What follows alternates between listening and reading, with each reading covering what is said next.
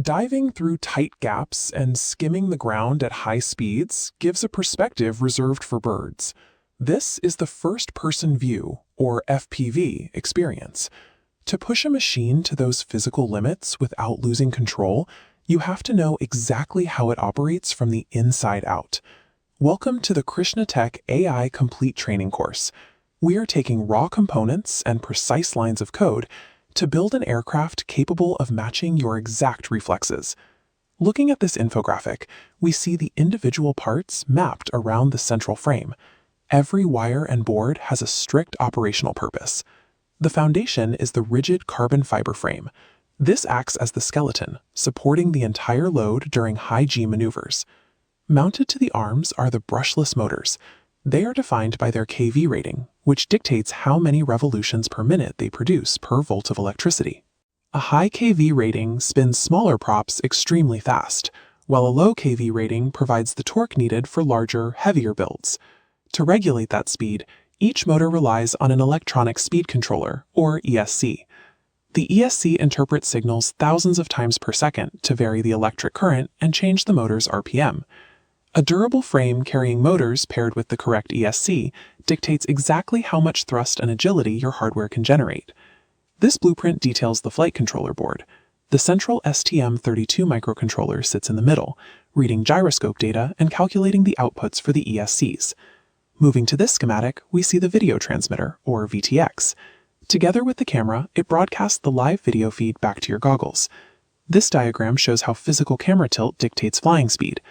Point the lens straight ahead, and slow cruising feels natural. Tilt it to 45 degrees, and you must fly incredibly fast to keep the horizon level. The receiver acts as the ears, pulling commands from your radio over a 2.4 GHz link. Finally, a high-discharge LiPo battery provides the heavy current needed to run everything simultaneously. Without these digital sensors and steady power delivery, the motors have no direction. This schematic displays the Power Distribution Board, or PDB. It takes the main battery voltage and routes it out to all the connected electronics. Building starts by securing the motors to the carbon arms and carefully routing phase wires away from the sharp edges of the frame to prevent cuts. Precise soldering ensures vibrations won't shake the power system apart. Pre-tenning the wire and pad creates a solid connection, preventing short circuits.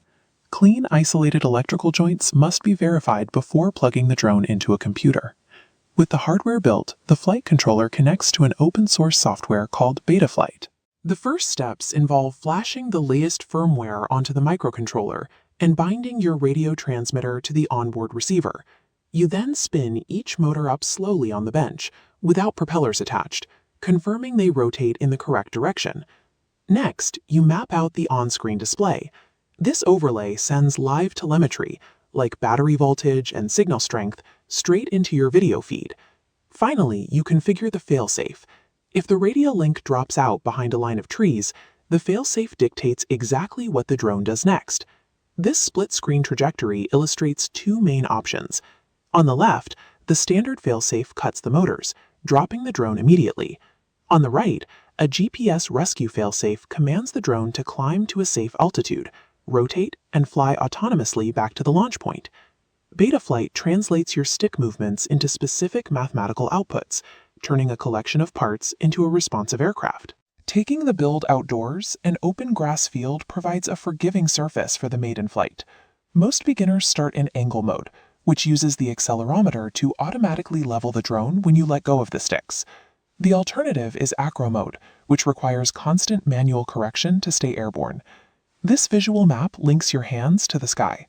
Pushing the left stick up increases throttle, while moving it side to side controls yaw, or rotation. Pushing the right stick forward pitches the nose down to accelerate, and moving it left or right rolls the aircraft. The goal of the first flight is simply to hover. You ease the throttle up until the drone lifts off, keep it a few feet off the ground, and then gently lower it back down. Safety is paramount. Stay far away from people, keep your fingers clear of spinning props, and always unplug the battery the moment you land.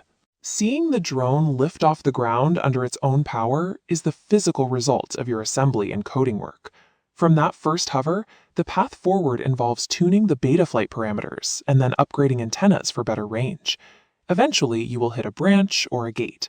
A crash means heading back to the workbench to replace a prop or resolder motor wires.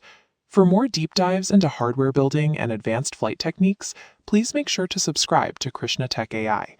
Mastering FPV requires a lot of patience. You fly, you break it, you rebuild it, and you get back in the air. AI, technology, business, future. Welcome to Krishna Tech AI.